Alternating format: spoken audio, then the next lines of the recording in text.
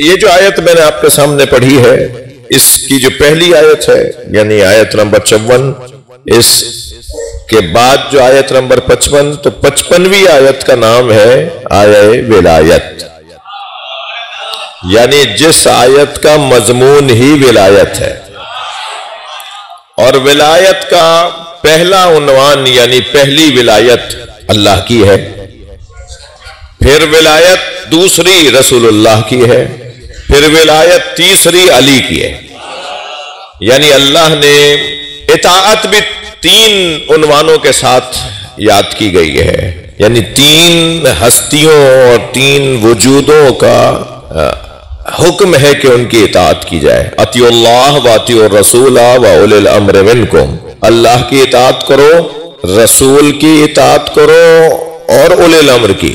اس آیہ کریمہ میں اطاعت کا لفظ 2 دفعہ آیا ہے، ایک اللہ کے ساتھ، ایک رسول اللہ اور اولی الامر کے ساتھ۔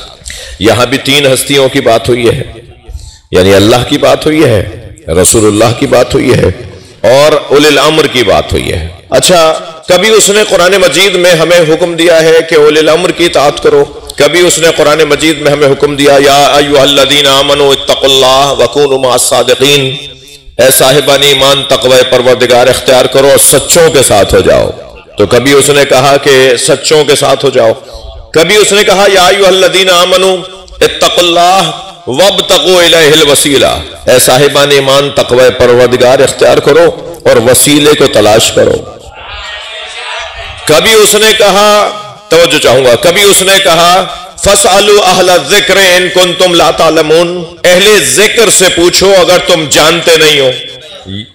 پھر کبھی اس نے ارشاد، قرآن اللہ کا اعلان ہوا، کبھی اس نے اس انداز سے ہماری رہنمائی فرمائی، یا ایھا الذین آمنوا اتقوا اللہ حق تقاتہ ولا تموتن الا وانتم مسلمون واعتصموا بحبل اللہ جميعا، اے صاحبان ایمان تقوی کا حق ادا کرو اور اللہ کی رسی کو مضبوطی کے ساتھ تھامے رکھو۔ اب کبھی وہ یہ کہہ رہا ہے کہ سچوں کے ساتھ ہو جاؤ، کبھی وہ یہ فرما رہا ہے کہ وسیلہ تلاش کرو، کبھی وہ یہ کہہ رہا ہے کہ جانتے نہیں ہو تو اہل ذکر سے پوچھو، کبھی وہ یہ کہہ رہا ہے کہ اولی الامر کی اطاعت کرو، کبھی وہ یہ کہہ رہا ہے کہ حبل اللہ، اللہ کی رسی کو تھام لو۔ اب اگر اللہ کی رسی کوئی اور ہو، وسیلہ کوئی اور ہو، سچے کوئی اور ہو، اہل ذکر کوئی اور ہو، تو گویا ایک بندہ 10 دروازوں پر جائے، اور در پر جانا یہ تکلیف ما لا یطاق ہے، یعنی علمی دنیا میں یہ ایسی ذمہ داری ہے جو ادا ہو ہی نہیں سکتی، یعنی ہمیں وہاں بھی جانا ہے، وہاں بھی جانا ہے، وہاں بھی جانا ہے، یہ ہمیں در پر بھیجنا یہ اللہ کی حکمت کے خلاف ہے۔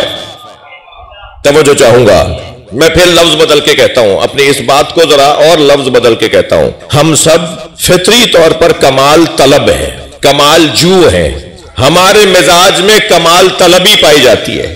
کسی کے نزدیک کمال علم ہے تو وہ اہل علم سے دوستی کرتا ہے، کسی کے نزدیک کمال شجاعت ہے تو وہ بہادروں سے دوستی کرتا ہے، کسی کے نزدیک کمال سخاوت ہے تو وہ سخی لوگوں سے تعلقات بناتا ہے، کسی کے نزدیک کمال شہرت ہے تو وہ مشاہیر سے تعلقات بناتا ہے، کسی کے نزدیک کمال کرسی ہے تو وہ صاحبان منصب سے دوستی کرتا ہے، کسی کے نزدیک کمال حسن ظاہری ہے تو وہ حسینوں کے دروازے پہ نظر آتا ہے۔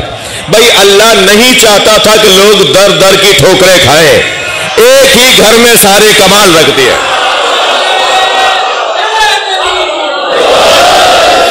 صلوات پڑھ لیں محمد و آل محمد پر۔ جو صادقین ہیں وہی اہل ذکر ہے۔ توجہ، جو ہمیں کہا گیا ہے نا سچوں کے ساتھ ہو جاؤ، جو سچے ہیں نا وہی اہل ذکر ہے۔ نہیں جانتے ہو تو اہل ذکر سے پوچھو۔ اچھا، کتنا وسیع اعلان ہے، فَاسْأَلُوا أَهْلَ الذِّكْرِ إِن كُنتُمْ لَا تَعْلَمُونَ، پوچھو اہل ذکر سے ان کنتم لا تعلمون، جو تم نہیں جانتے۔ تو ہم تو بہت کچھ نہیں جانتے، ہم بہت کچھ نہیں جانتے، بلکہ ہم جانتے کم ہیں، نہیں جانتے زیادہ ہیں. جی زیادہ نہیں جانتے اور کم جانتے ہیں. تو ہم تو بہت کچھ نہیں جانتے. تو جن کو ہمیں حکم دیا جا رہا ہے کہ ان سے پوچھو اگر تم نہیں جانتے، تو ماننا پڑے گا وہ سب جانتے ہیں. جن کے دروازے پر ہمیں بھیجا جا رہا ہے کہ ان سے پوچھ لو اگر تم جانتے نہیں ہو، تو جن سے پوچھنا ہے وہ سب جانتے ہیں. ہمیں وہ گھرانہ ملا جنہوں نے ہر ایک کا مسئلہ حل کیا. میں بہت سنبھل کر بول رہا ہوں. عزیزان گرامی، کس نے علی سے کیا کیا پوچھا؟ کس نے اہل بیت سے کیا کیا پوچھا؟ یہ بتانا میرے بس کی نہیں ہے، مگر کوئی مجھے یہ تو بتائے کبھی علی نے کسی سے پوچھا؟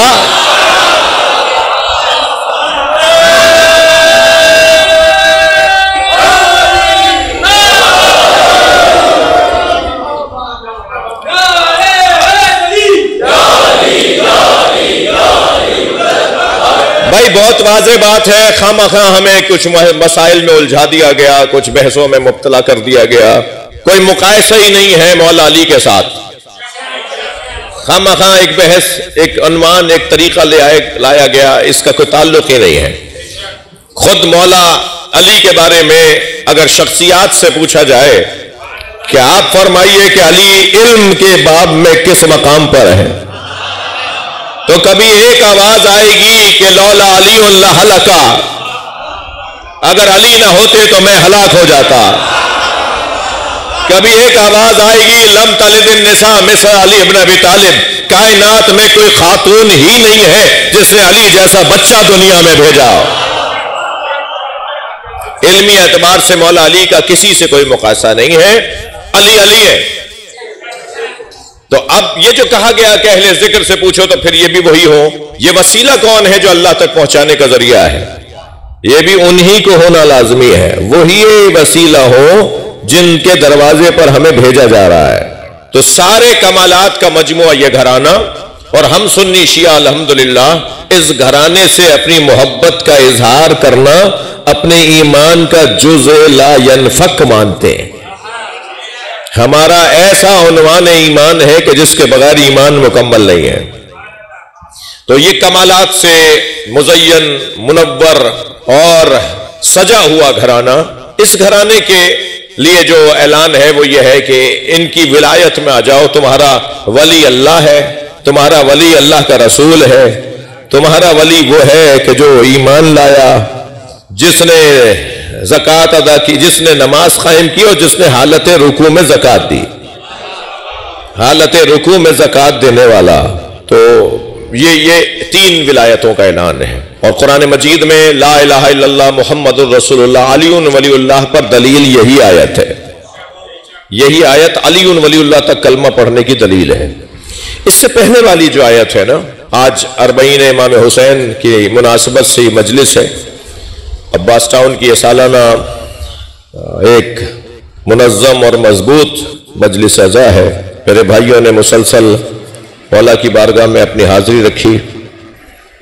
یہ در حقیقت 40 امام حسین کربلا والوں کی فتح کا اعلان ہے. جیت اور ہار کا مفہوم جہاں تبدیل ہو جائے اسے سرزمین کربلا کہا جاتا ہے. اب تک تلوار سے جیتنے والوں کو جیتنے والا کہا جاتا تھا اور مقتول کو ہارنے والا کہا جاتا تھا. یہاں قصہ پلٹ گیا ہے. یہاں مقتول جیتا ہے، قاتل مرا ہے. قاتل تو زندہ ہوتا ہے، مقتول دنیا سے جاتا ہے نا.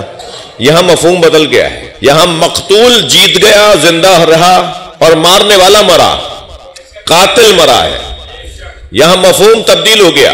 جن کے ہاتھوں میں رسی باندھی گئی تھی انہوں نے ظلم کے ہاتھوں کو باندھ دیا ہے.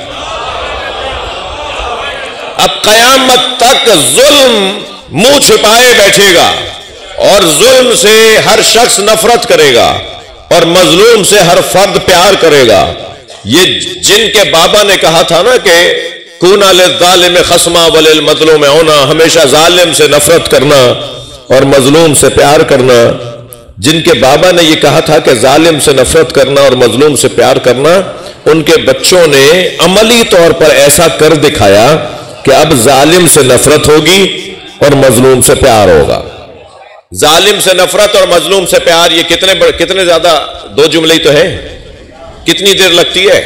ان دو جملوں میں خلاصہ ہے تشیع کی تعلیمات کا۔ تشیع کی تعلیمات ظلم سے نفرت اور مظلوم سے پیار۔ ظالم ظالم ہے چاہے بظاہر اس کا حلیہ ہمارا والا ہو۔ خفا ہو رہے ہیں آپ؟ ظالم ظالم ہے، مظلوم مظلوم ہے چاہے اس کا حلیہ ہمارے والا نہ ہو۔ مظلوم کا کوئی مذہب نہیں ہوتا، مظلوم خود مذہب ہے، مظلومیت خود مذہب ہے، اور ظالم کا کوئی مذہب نہیں ہوتا۔ ویسے بھی اہل بیت کو شناختی کارڈ والا شیعہ تو چاہیے نہیں۔ بھائی سلوات ہدیہ کر دیں محمد و آل محمد۔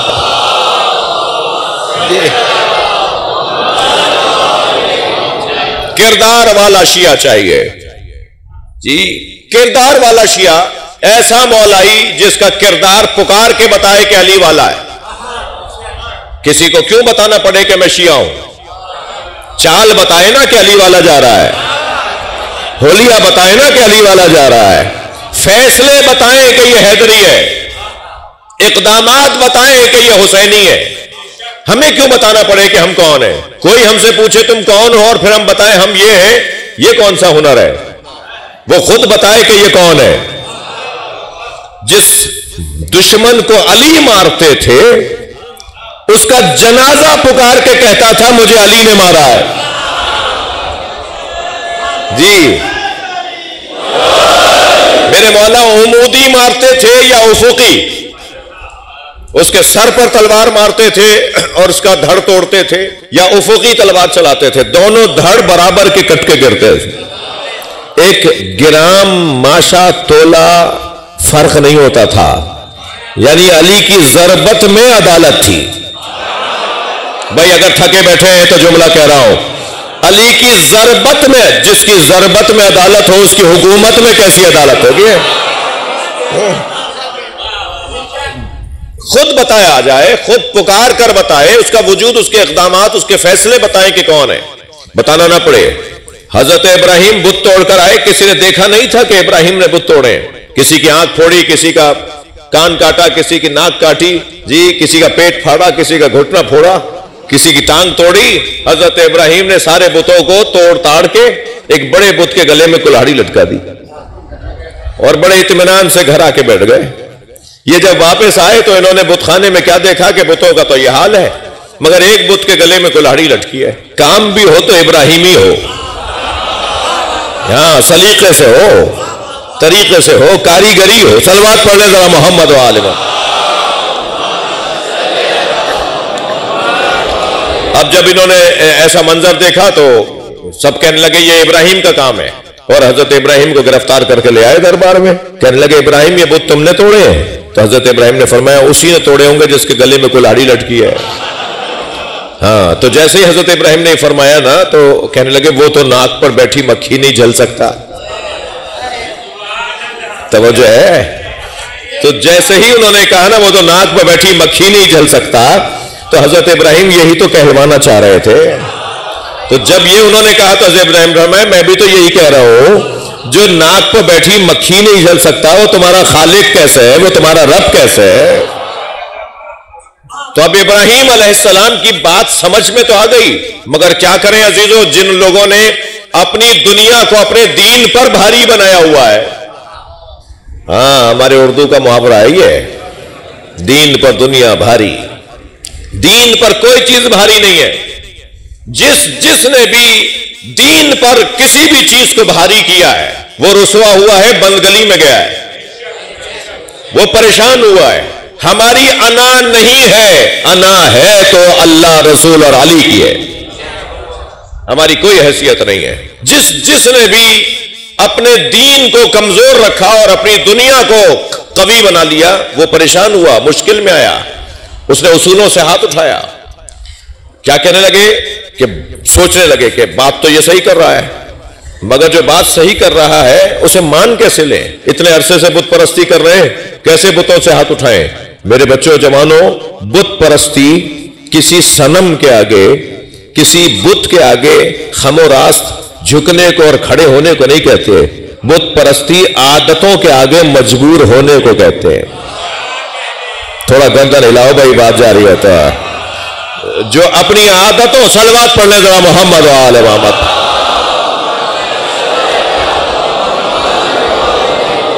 جی، جو اپنی عادتوں کے ہاتھوں مجبور ہو جائے وہی بت پرست ہے. اور اللہ ہمیں عادتوں کا محتاج اور پابند نہیں دیکھنا چاہتا. ہمیں وہ عادت زدہ نہیں دیکھنا چاہتا، عبادت گزار چاہتا ہے. عادت زدہ اور ہے، عبادت گزار اور ہے. بھائی نماز فجر 2 رکعت کیوں ہیں اور نماز ظہر 4 رکعت کیوں ہیں؟ نماز فجر کو بھی 4 رکعت ہونا چاہیے تھا. جب اتنی مشکل نماز بستر سے اٹھوائی دیا. جی گرمیوں میں بھی مشکل، کیونکہ سوئے ابھی آدھا گھنٹہ پہلے تھے. اور بات تو میں کراچی والوں سے کر رہا ہوں. ساری رات جاگیں گے اور عین فجر کے موقع پر جا کے سو جائیں گے. ارے بھائی یہ عبادت گزاروں کا طریقہ نہیں ہے، یہ کسی جانور کا کام ہے. اب میں ممبر پہ بیٹھا ہوں، اشارے میں ہی بات کروں گا. یہ کیا بات ہوئی؟ سارے رات جاگتے رہے. جب جاگ ہی لیے تھے 4 بجے تک تو ذرا کچھ دیر اور جاگ لو. برا لگ رہا ہے کیا؟ بھائی جب 1 گھنٹہ پہلے تک جاگ ہی لیے تو آدھا گھنٹہ 1 گھنٹہ اور جاگ لو، کچھ اور دیکھ لو موبائل پر اچھی باتیں. کوئی مجلس، کوئی نوحہ، کوئی سلام. کیا کیا بات ہے، خفا ہو رہے ہیں جی. اور ایک بعد آدھا گھنٹے کے بعد نماز فجر پڑھی. اور میں آپ کو اجازت دے رہا ہوں، جب شریعت نے اجازت دی ہے تو میں کیوں نہیں دے دوں کہ آفتاب سورج نکلنے تک جاگنے کی ضرورت نہیں ہے. ٹھیک ہے، نماز واجب نہ چھوڑی جائے. نماز پڑھا اور اس کے بعد نماز پڑھی اور سو گئے، پھر ٹھیک ہے. وہ جو روزانہ 11-12 بجے اٹھتے ہیں اور پھر آفس جاتے ہیں، تنخواہ پوری لیتے ہیں، آفس میں آدھے وقت جاتے ہیں. جی 8 بجے کا ٹائم ہے، یہ جاتے 11 بجے ہیں. اور 5 بجے اٹھنے کا ٹائم ہے، یہ اٹھ جاتے ہیں 3 بجے. جائیں گے بھی دیر سے، اٹھے. بری باتیں تو نہیں ہو رہی نا یہ؟ بھائی چوری صرف یہ نہیں ہوتی کہ کسی کے فریج سے کوئی پھل نکال کے کھا لے. چوری صرف یہ نہیں ہوتی، بلکہ یہ بھی چوری ہے کہ تنخواہ پوری کام آدھا. یہ بھی چوری کی ایک قسم ہے.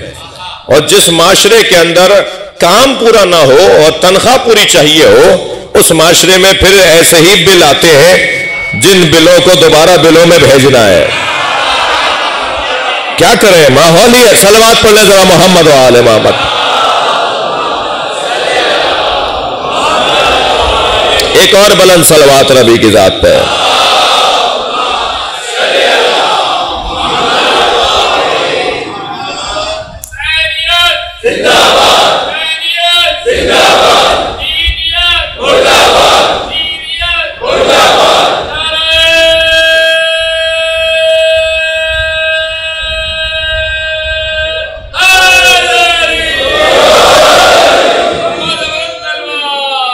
اللہم صلی علی محمد وآل محمد.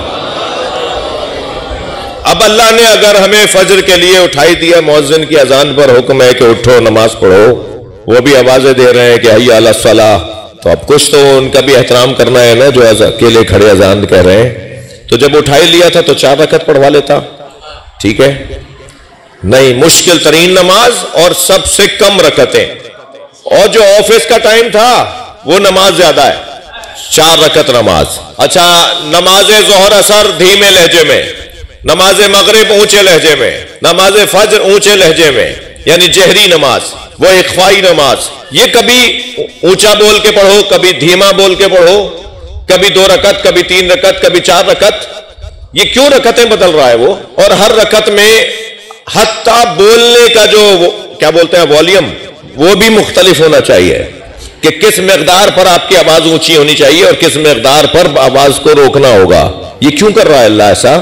دو سگے بھائی، ایک ماں باپ کی اولاد، ایک لاہور میں رہتا ہے ایک کراچی میں.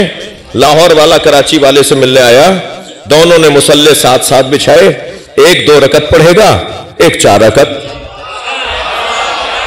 ارے بھائی دونوں 4 رکعت کیوں نہیں پڑھ رہے؟ تو اللہ یہی تو بتانا چاہتا ہے میں تم سے عادت نہیں چاہتا، عبادت چاہتا ہوں. اور جب میری عبادت ہو تو اس کی ایک نشانی یہ ہے کہ عبادت کا اللہ رنگ ڈھنگ طور طریقہ بدلنا چاہتا ہے. عبادت ایک جیسی نہیں ہوتی. آپ صفا و مروہ کے درمیان صحیح لے لیجئے، جو حج کر کے آئے ہیں میری بات کو زیادہ محسوس کریں گے کہ صفا و مروہ کے درمیان ایک جیسی رفتار میں صحیح نہیں کرنی. صفا سے مروہ، مروہ سے صفا، صفا سے مروہ، ایک مقدار میں ایک رفتار میں صحیح نہیں کرنی. ایک خاص جگہ آتی ہے جہاں دوڑنا پڑتا ہے، تیز چلنا پڑتا ہے. جیسے ہی وہ جگہ ختم ہوتی ہے پھر نارمل، پھر ویسے ہی جیسے پہلے چل رہے تھے. یہ کیا ہو رہا ہے؟ یہ کیوں ہو رہا ہے؟ یہ اس لیے ہو رہا ہے تاکہ عادت نہ بن جائے. توجہ ہے بات کی؟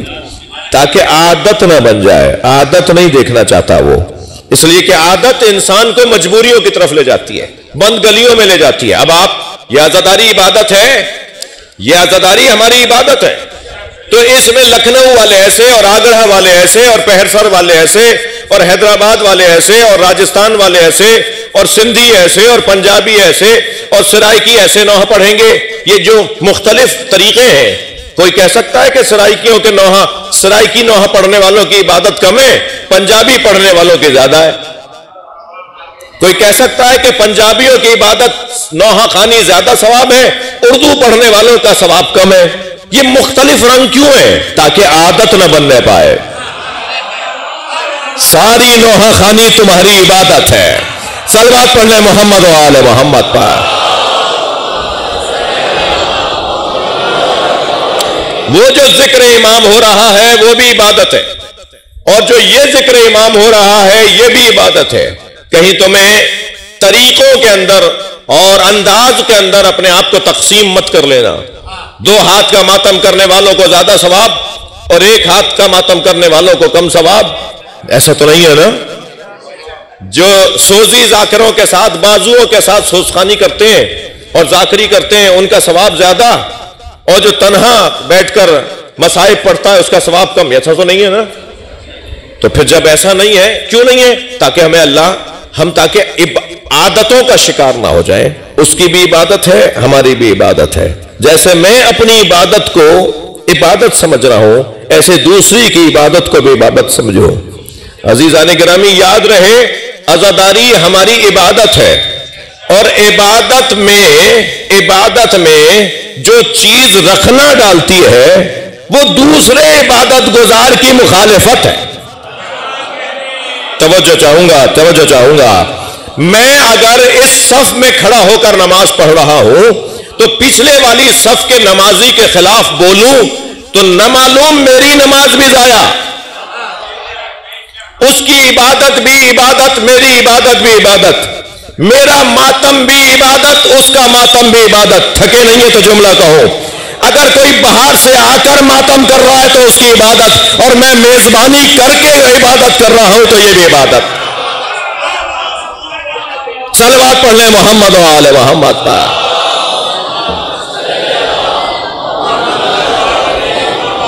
توجہ چاہوں گا. اگر مجھے انہیں تو پتا ہے، ابھی خرم کہہ رہے تھے کہ فروخ کہہ رہے تھے کہ آپ نے پورے ایام اعظام میں ایک ہی دن مجلس کے لیے دیا ہے. میرے بھائی مرزا صاحب بھی اکثر مجلس کا کہتے رہتے ہیں، آپ سب محبت فرماتے ہیں، تو اس سے تو غرض ہی نہیں ہے نا کہ کوئی خفا ہو جائے گا تو میرا کچھ بگڑ جائے گا. میں ایک بہت واضح بات کر رہا ہوں. اگر مہمان غلطی پر بھی ہو، بھائی گردن ہلانا بات جا رہی ہو، تو اگر مہمان غلطی پر بھی ہو، میں اگر کہہ کے بول رہا ہوں، میری اگر میں جتنی چاہو طاقت ڈال لو، یہ تمہیں میں نے اختیار دیا.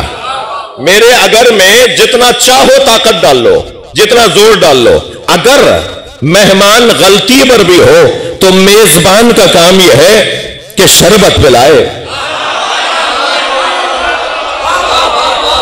صلوات پڑھنے محمد و آل محمد پر.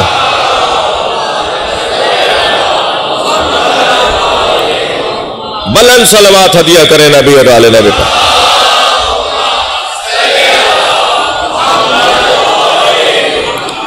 عزاداروں میں پیار اور محبت کے فروغ کے لیے بلند تر صلوات پڑھیں.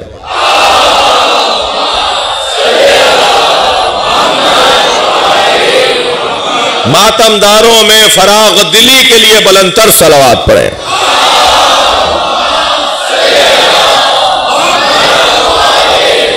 ماتمدار ایک دوسرے کو معاف کرنے کی صلاحیت پائیں، اس دعا کی قبولیت کے لیے صلوات پڑھیں.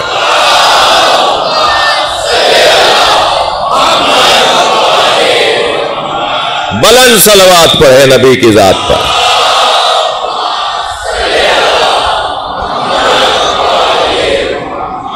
توجہ کر لی آپ نے؟ مل کر جواب دیں.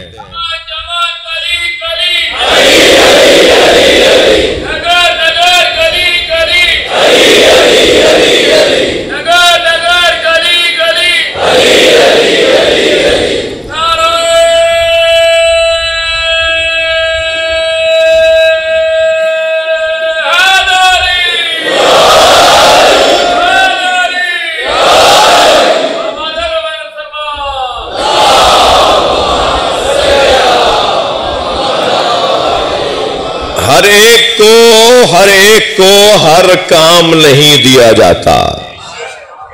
بھائی گردن ہلانا بات جا رہی ہو تو ہر ایک کو ہر کام نہیں دیا جاتا. ایسے ہی ہے. 2 رکعت نماز میرے اور میرے رب کا تعلق ہے جی. 2 رکعت نماز کا پیش نماز ہر ایک نہیں ہوتا. ہم ہر ایک کو مصلی پہ کھڑا نہیں کرتے. مولانا آپ سے دعا چاہیے. ہر ایک کو ہم 2 رکعت کا جز وقتی امام ہم ہر ایک کو آگے کھڑا نہیں کرتے. ہر ایک کے ہاتھ میں یہ مائک نہیں دیا جاتا. ہر ایک کے ہاتھ میں یہ کیمرہ نہیں دیا جاتا. ہر ایک کو ممبر پر نہیں بٹھایا جاتا. توجہ ہے نا حضرات کی؟ ہر روڈ پر ہر سواری نہیں چلتی. ہر رن وے پر ہر جہاز نہیں اترتا. وہ جو 3 منزلہ جہاز ہے نا وہ سکھر ایئرپورٹ پہ نہیں اترے گا. وہ جو 3 منزلہ جہاز ہے نا وہ بھاولپور ایئرپورٹ پہ نہیں اترے گا. وہ بھاولپور اور سکھر ایئرپورٹ اور ملتان ایئرپورٹ کے لیے وہ جہاز پتہ ہے کون سے اتریں گے اور کون سا جہاز وہاں نہیں اترے گا. ہر رن وے پر ہر جہاز نہیں اترتا. ہر گھر میں فرشتہ نہیں آتا. جس گھر میں فرشتہ اترتا ہے وہ سیدہ کا گھر ہے. یہ ہر ایک کو مقام ہر ایک اس بچے سے آپ کہیں کہ جی یہ فلاں وزن اٹھا لو، لوگ کہیں گے ظلم کر رہے ہو، زیادتی کر رہے ہو. یہ اٹھا ہی نہیں سکتا. یہ جو بچوں کے ساتھ بچوں کی مزدوری اور بچوں کی سے جو لیبر اور جو ان سے کام لیا جاتا ہے اس کے خلاف جو تحریکیں ہیں باقاعدہ اس کے خلاف آوازیں ہیں کہ بچوں سے آپ محنت مزدوری کیسے کروا سکتے ہیں. بچوں کا تو پڑھنے کا دور ہے. بچوں کا تو نازوں کا دور ہے. بچوں کا تو گھر کی تربیت کا دور ہے. تو ہر ایک سے ہر کام نہیں کیا جاتا. ہر ایک کے حوالے ہر کام نہیں کیا جاتا. جب یہ بات میرے بچوں پر روشن ہے کہ ہر ایک کے ہاتھ میں ہر کام نہیں دیا جاتا تو عزاداری معمولی امانت نہیں ہے. توجہ توجہ. امام حسین کی عزاداری معمولی امانت نہیں ہے. عراق میں 40 سال تک عزاداری بند رہی. عراق میں کربلا میں ساری دنیا کربلا کو یاد کر کے اپنے اپنے وطن میں ماتم اور عزاداری کرتی تھی. خود کربلا میں عزاداری نہیں تھی صدام کے زمانے میں. 40 سال حاکم رہا ہے وہ عراق کے اوپر. 5 آدمیوں کو کھڑے ہو کے نوحہ نہیں پڑھنے دیتا تھا. جلوس تو آج مشی آپ دیکھ رہے ہیں 2 کروڑ 20 لاکھ کا تو سرکاری رپورٹ ہے. عراقی حکومت نے جو 2 کروڑ 20 لاکھ روپے کی 20 لاکھ لوگوں کی جو رپورٹ دی ہے کہ 2 کروڑ 20 لاکھ لوگ موجود تھے مشی کے اندر کل پرسوں. جی 2 کروڑ کوئی کم بات ہے؟ 2 کروڑ 20 لاکھ کوئی کم تعداد ہے؟ دنیا کے 4تھے یا 3سرے بڑے اجتماع میں 2-3 بڑے اجتماع کچھ اور ادیان لوگوں کے ہیں. دنیا کے 4 یا 5 بڑے اجتماعات میں سے ایک اجتماع امام حسین کے مزار پر حسین مولا کو سلام کرنے والوں کا ہے.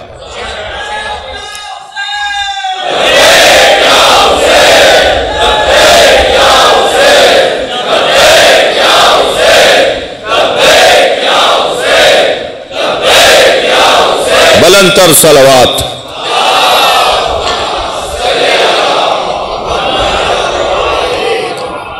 40 سال تک عراق میں عزاداری نہیں ہوئی، 20 سال تک لکھنؤ میں جلوس نہیں نکلا، جس کی تہذیب پر ہم پاکستان میں، جس کی بنائی ہوئی تہذیب کے اوپر ہم پاکستان میں عشرہ اولا کرتے ہیں اور مجلسیں کرتے ہیں کہ پہلی محرم کو کون سے مصائب پڑھے جائیں گے، دوسری محرم کو کون سے، اور تیسری محرم کو۔ یہ لکھنؤ کی تہذیب ہے نا۔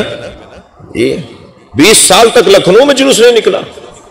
اس کا مطلب یہ ہے کہ یہ کسی بھی وقت امانت ہے جو کچھ واپس لے لی جائے، خدا نہ خواستہ۔ امانت امانت دار کے پاس رہے۔ یہ جہاں امانت صاحب امانت کا اعتماد ہے، وہاں امین کی بھی فضیلت ہے۔ ہر چیز ہر ایک کے ہاتھ میں نہیں دی جاتی۔ آپ اپنے گھر کے کاغذات دے دیجئے کسی گلی کے بچے کو، جا کر کے فلاں کی دکان پر فلاں صاحب بیٹھے انہیں دے کے آ جاؤ، آپ نہیں دیں گے۔ آپ اپنے گھر کی پراپرٹی کے کاغذات، گھر کے کاغذات کسی گلی کے بچے کو دیں گے، 2 گلی بعد ایک دکان ہے، وہاں ایک صاحب بیٹھے ہوں گے، انہیں جا کے نہیں دیں گے آپ اپنے 60 میٹر کے گھر کے کاغذات تو دینے کو تیار نہیں ہے، اور کیا حسین کی عزاداری ہر ایک کے ہاتھ میں دے دی جائے؟ نہیں، یہ اگر ہے میرے پاس، آپ کے پاس، تو یہ امام حسین کا ہم پہ کرم ہے۔ اب اس کرم کو طویل کرنا ہے، وہ کریم اپنا کرم جاری رکھے اور ہم سے امانت واپس نہ لینے پائے، ہم سے امانت واپس نہ لے اور کہے نہیں تم امین ہو، تمہارے ہاتھ میں رہے۔ وہ اسی صورت میں ہوگا جب ایک عزادار دوسرے عزادار سے لڑنا بند کرے گا۔ صلوات پڑھ لیں ذرا محمد و آل محمد۔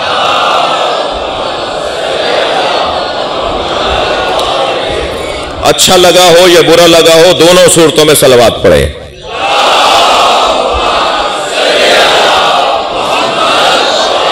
اس سے بلند صلوات پڑھیں۔ اللہم صلی علی محمد و آل محمد۔ یہ امانت جسے ولایت کہا جاتا ہے، اللہ کی، رسول کی اور مولا علی کی ولایت، یہ امانت ہے۔ اب اس امانت کو جس امانت دار کے حوالے کرنا ہے، اس کے اندر 6 صفتیں ہیں۔ تھک تو نہیں رہے؟ 6 صفتیں۔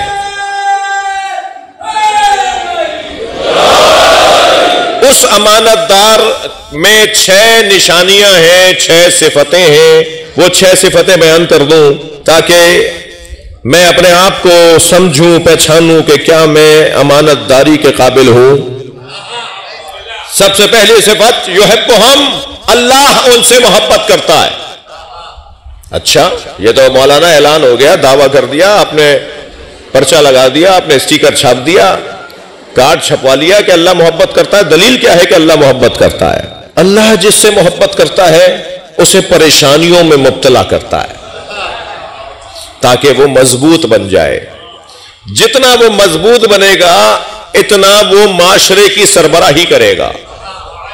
توجہ، وہ شخص معاشرے کو اپنے ہاتھ میں لیتا ہے جو مضبوط ہوتا ہے، وہ دنیا کو اپنے پیچھے چلاتا ہے جو مضبوط ہوتا ہے، وہ دنیا کی قیادت کرتا ہے جو مضبوط ہوتا ہے۔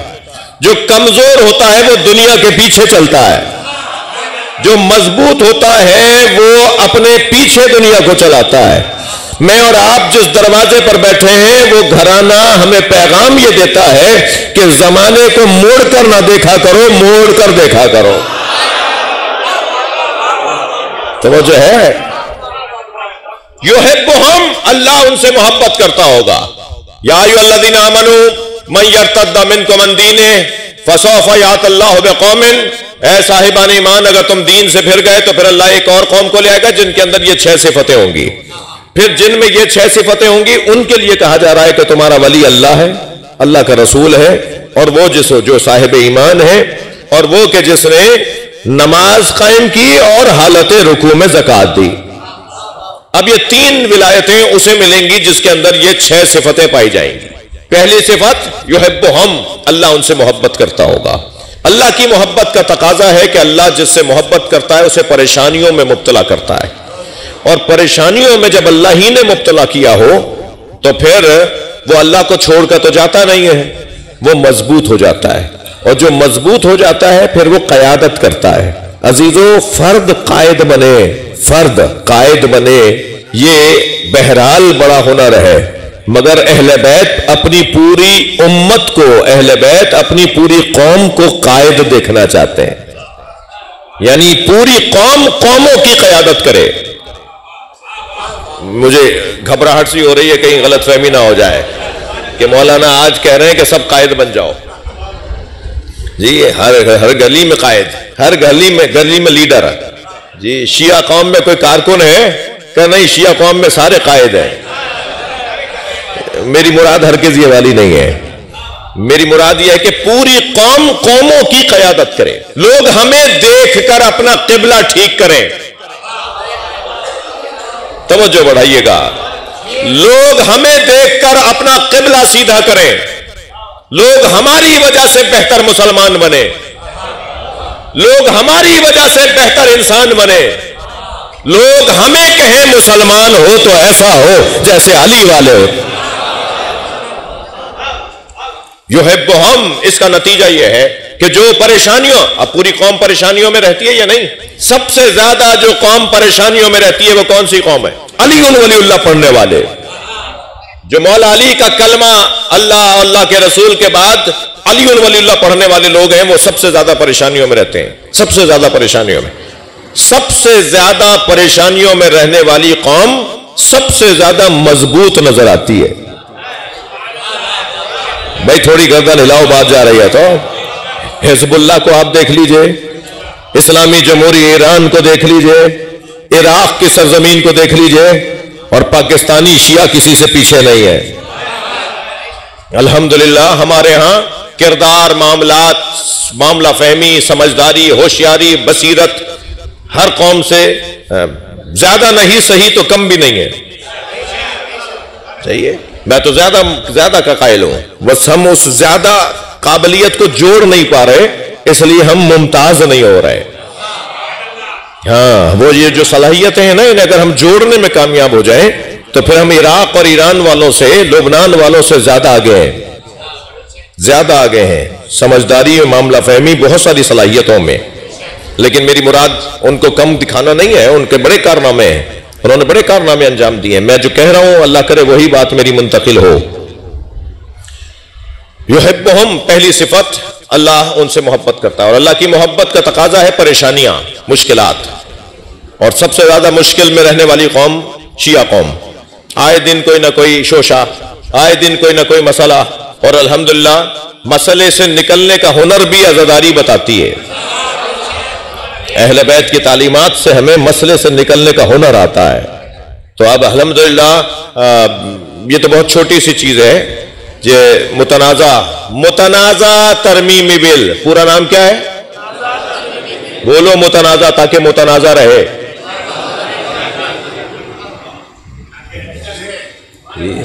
ترمیمی بل نہیں، متنازع ترمیمی بل۔ جی اختلافی ہے بھائی، ہمارا تعلق ہے، ہم سے پوچھا ہی نہیں جا رہا۔ تو متنازع ترمیمی بل نہیں، متنازع بل۔ اب ہم وہ 1980 کے اشرے میں جو 3 سالہ سزا والا بل پیش ہوا تھا نا، اسے چیلنج کریں گے۔ یہ والا بل جو ابھی پیش ہوا ہے یہ تو اس میں ترمیم ہے، ہم اس اصلی بل کی طرف اب جائیں گے انشاءاللہ۔ مسئلہ توہین کا ہے ہی نہیں بھائی، اس قوم سے زیادہ توہین کرنے والے وہ ہیں جنہوں نے بل پیش کیا ہے۔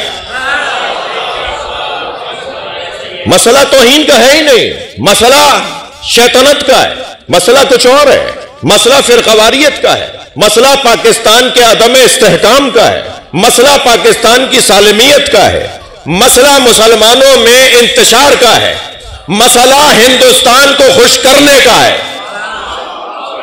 توجہ ہے بات کے، مسئلہ اسرائیل کو راضی کرنے کا ہے، مسئلہ امریکہ کو راضی کرنے کا ہے۔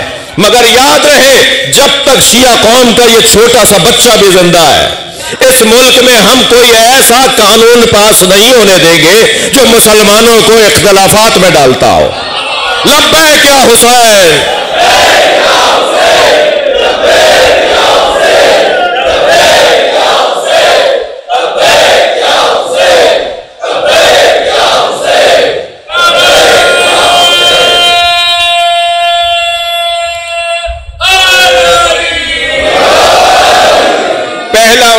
پہلا عنوان یحبہم، اللہ ان سے محبت کرتا ہوگا. دوسرا عنوان یحبونہ، وہ بھی اللہ سے محبت کرتے ہوں گے. اللہ سے محبت کا تقاضا ہی تو ہے کہ اللہ والوں سے پیار کیا جائے. جی اللہ والوں سے محبت، اللہ سے محبت کا تقاضا ہے. تیسری صفت اذلۃ علی المؤمنین، وہ آپس میں ایک دوسرے سے لڑتے نہیں ہوں گے. مومن مومن سے لڑتا نہیں ہوگا. بھائی آیت کا ترجمہ تو سنیں.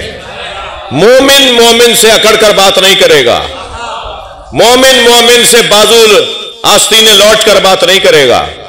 ارے تمہیں آستینے لوٹ کے کسی کو گھوسا دکھانا ہے تو بہت سے لوگ ہیں جو اہل بیت کی توہین کرتے ہیں.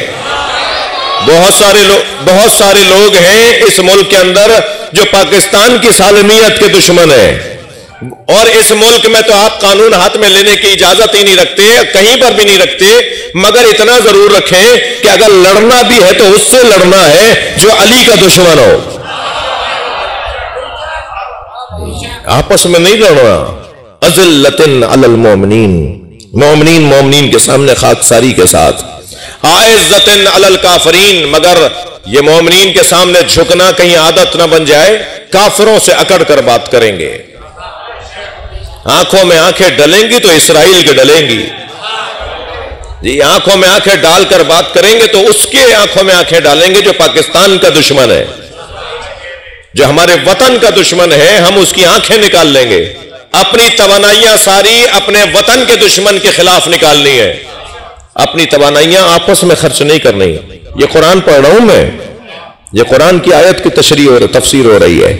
اعزۃ علی الکافرین، یہ چوتھی صفت. پانچویں صفت یجاہدون فی سبیل اللہ، اللہ کی راہ میں مسلسل جہاد کرنے والے ہوں گے. چپ خاموش گھر میں بیٹھنے والا علی والا نہیں ہوتا. ہمیشہ کچھ نہ کچھ کرتے رہنا، جد و جہد کرتے رہنا، کوشش کرتے رہنا، یہ مولا علی کے چاہنے والوں کی ایک نشانی ہے. یجاہدون فی سبیل اللہ. اور چھٹی صفت لا یخافون لومۃ لائم، وہ ملامت کرنے والوں کی ملامت سے خوف زدہ نہیں ہوتے. دنیا کچھ بھی کہتی رہے، میرا ضمیر مطمئن ہے، میں وہی کروں گا جو میرا مولا مجھ سے چاہتا ہے. یہ اس علی والے کی ایک نشانی ہے. اور پھر کیا ہوگا؟ ذالک فضل اللہ، یہ اللہ کا فضل ہے، جسے چاہے وہ اپنا فضل عطا کر دے. اور اللہ کا فضل کیا ہے کہ تمہارا ولی اللہ ہے، تمہارا ولی اللہ کا رسول ہے، صاحب ایمان، صاحب اقامہ نماز اور صاحب ایتاء زکوٰۃ فی الرکوع، کہ جو رکوع کی حالت میں زکوٰۃ کی ادائیگی کرتا ہو. وہ رکوع کی حالت میں زکوٰۃ کی ادائیگی کرنے والا مولا علی. جب مولا نے حالت رکوع میں زکوٰۃ دی تو اللہ نے علی کا قصیدہ ہی پڑھ ڈالا. تمہارا ولی اللہ، رسول اور وہ جو حالت رکوع میں زکوٰۃ دیتا ہے. اللہ ہم سے بھی چاہتا ہے کہ تم ان تینوں ولایتوں کو اپنے ذہن کا حاکم بنا لو. اور یہی ولایت علی ہے جس کی خاطر سیدہ نے جلتا ہوا دروازہ دیکھا. یہی ولایت علی ہے جس کی خاطر امام حسن کے جنازے کو تیر مارے گئے. یہی ولایت علی ہے جس کی خاطر کربلا میں علی اکبر کے سینے سے برچھی کا پھل نکالا. یہی ولایت علی ہے جس کی خاطر قاسم کا پامال لاشا اٹھایا. یہی ولایت علی ہے جس کی خاطر مولا حسین نے علی اصغر کے گلے پہ تیر لگتا دیکھا. آپ آمادہ ہو گئے؟ یہی تو ولایت علی ہے جس کی خاطر امام حسین کے گلے پہ خنجر چلا. اجرکم اللہ، اجرکم اللہ. اللہ آپ کو کسی غم میں نہ رلائے سوائے غم اہل بیت میں ہمیں رونے رلانے والوں میں قرار دے. یہی ولایت علی ہے جس کی پاداش میں حسین مولا پہ گھوڑے دوڑائے گئے. اپنی آوازوں کو آزاد کریں گے، آمادہ ہو رہے ہیں نا رونے کے لیے. اللہ آپ کو کوئی غم نہ دے سوائے غم اہل بیت میں ہمیں رونے رلانے والوں میں قرار دے. ولایت علی کی خاطر جناب زینب کے سر سے چادر اتری ہے. ولایت علی کی خاطر برداشت کیا کہ خیمے جل جائیں. یزیدی لشکر کا ایک سپاہی کہتا ہے کہ میں نے دیکھا ایک خاتون جلتے ہوئے خیمے میں جانا چاہتی ہے، مگر جلتے ہوئے خیمے کی چوب سے اس کا سر لگتا ہے، آگ کی لپیٹیں اسے روک دیتی ہیں، وہ رستہ بدل کے دوبارہ خیمے میں جانا چاہتی ہے اور آگ کی لپیٹوں سے وہ رک جاتی ہے۔ وہ کہتا ہے میں یہ سمجھا کہ شاید اس کے سر پہ کوئی ضربت لگی ہے، اس کی وجہ سے اس کی آنکھوں کا نور چلا گیا ہے۔ تو کہتا ہے میں قریب گیا اور میں نے جا کر کہا بی بی تمہیں نظر نہیں آتا آگے آگ جل رہی ہے؟ تو وہ خاتون مڑی اور مجھے دیکھ کر کہنے لگی یا شیخ انا لنا فیہا علیل، اس خیمے میں ہمارا ایک بیمار رہ گیا ہے، اجرکم اللہ، جو اپنے پیروں سے چل کر نہیں آ سکتا۔ اور وہ جلتے ہوئے خیمے میں گئی اور اپنی پشت پر اپنا بیمار بھتیجا اٹھا کر لائی۔ تب پتا چلا کہ یہ علی کی بیٹی زینب ہے۔ جب معلوم ہوا کہ یہ حسین کی بہن زینب ہے، آپ کی آنکھوں میں آنسو آ گئے، آمادہ ہے رونے کے لیے، 2 منزلیں اور لوں گا۔ جلتے ہوئے خیمے سے امام سجاد کو لانا کتنا مشکل تھا۔ جلتے ہوئے خیمے سے جملہ سمجھ کے روئیں گے عزیزارو، جلتے ہوئے خیمے سے امام سجاد کو لانا کتنا مشکل تھا، اس سے زیادہ مشکل تھا قبر سکینہ سے بی بی رباب کو اٹھانا، اجرکم اللہ۔ جناب رباب کو لے کر آتے تھے، بی بی پھر قبر پہ چلی جاتی۔ جب امام سجاد نے پوچھا نا پھوپھی اماں زینب ساری بیبیاں بیٹھ گئی، محملیں تیار ہیں، قافلہ آمادہ ہے، کیا ساری بیویاں ہماریوں میں بیٹھ گئی؟ تو جناب زینب نے فرمایا بھابی رباب نہیں آئی۔ فرمایا مجھے پتا ہے میری ماں رباب کہاں ہے۔ اب آگے اجرکم اللہ، اجرکم اللہ، آگے امام سجاد، پیچھے پیچھے بیویاں جا رہی ہیں۔ زندان شام میں قدم رکھا، کیا دیکھا جیسے کوئی ماں اپنے بچے کو گلے لگائے ہو، ایسے جناب رباب نے قبر سکینہ کو سینے سے لگایا ہوا ہے اور ایک نوحہ پڑھ رہی ہے سکینہ اٹھو، سکینہ اٹھو، قافلہ تیار ہو گیا۔ اے میری بچی تمہیں مدینہ، اجرکم اللہ، تمہیں مدینہ بہت یاد آتا تھا۔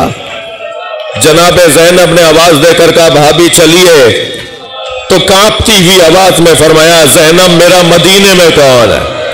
میرا والی کربلا میں رہ گیا، میری بچی اکیلی ہے۔ آگے بڑھ کر امام سجاد نے فرمایا اماں قافلہ تیار ہے۔ حکم امام تھا، جناب رباب نے قبر سکینہ کو چھوڑ دیا۔ اجرکم اللہ، اجرکم اللہ، آ کر بیٹھی اس ہماری میں جو بی بی کے لیے معین تھی۔ قافلہ چلنے لگا۔ جناب زینب نے محمل کا پردہ ہٹا کر شام کی عورتوں سے ایک جملہ کہا۔ شام کی عورتیں آوازیں دے رہی تھی الوداع یا زینب، الوداع یا زینب۔ جناب زینب نے محمل کا پردہ ہٹایا اور ایک جملہ فرمایا شام کی عورتوں مجھ پر ایک احسان کرو گی؟ ساری بیویوں نے کہا بی بی حکم کریں گی۔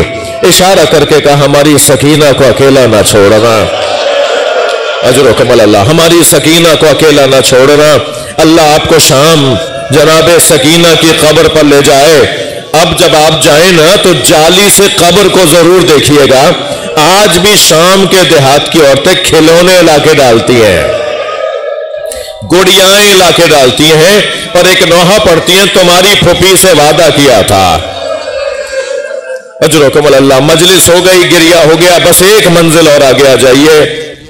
قافلہ شام سے چلا، ایک ایسے موڑ پر پہنچے کہ جہاں سے ایک رستہ مدینہ جاتا تھا اور ایک رستہ کربلا جاتا تھا۔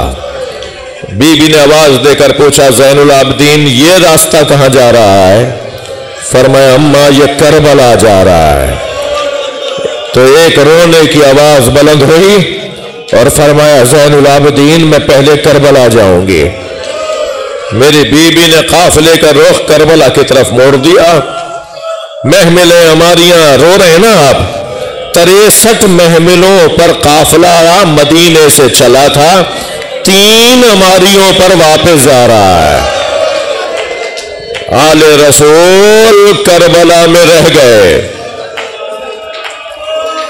ادھر امام حسین کی قبر کا پہلا زائر صحابی رسول جناب جابر ابن عبداللہ الانصاری رضی اللہ تعالیٰ عنہ، وہ اپنے غلام عطیہ کے ساتھ کربلا میں ہے اور امام حسین کی قبر پہ جب آ کر وہ گرے ہیں نا تو امام سے ایسے بات کر رہے تھے جیسے انہیں آواز آ رہی ہو. عطیہ کہتا ہے مجھے حسین کی آواز مجھے تو نہیں آ رہی تھی مگر مجھے یہ یقین ہے کہ میرے مولا کو، میرے مالک کو، جابر کو آواز آ رہی تھی، اس لیے کہ وہ خاموش ہو جاتے تھے پھر جواب دیتے تھے، پھر سوال لیتے تھے پھر جواب دیتے تھے.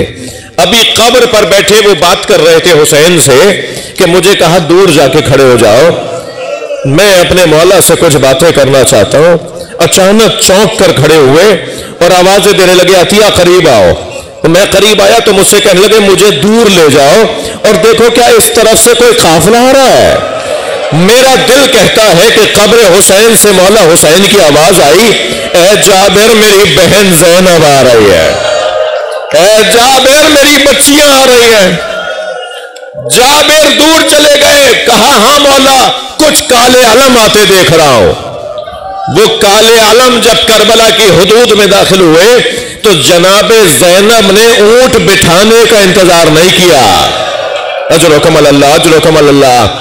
میری بیوی نے اونٹ بٹھانے کا انتظار نہیں کیا، کھڑے اونٹ سے خود کو گرا دیا اور کبھی گرتی تھی کبھی اٹھتی تھی اور قبر حسین پر جا کر گری اور مرثیہ پڑھتے ہوئے ایک جملہ کہا، اے بھائی حسین زینب تم سے شرمندہ ہے، تمہاری امانت کو شام میں چھوڑ کر آ گئے. سکینہ نے زندان میں اپنی قبر بنا لیے.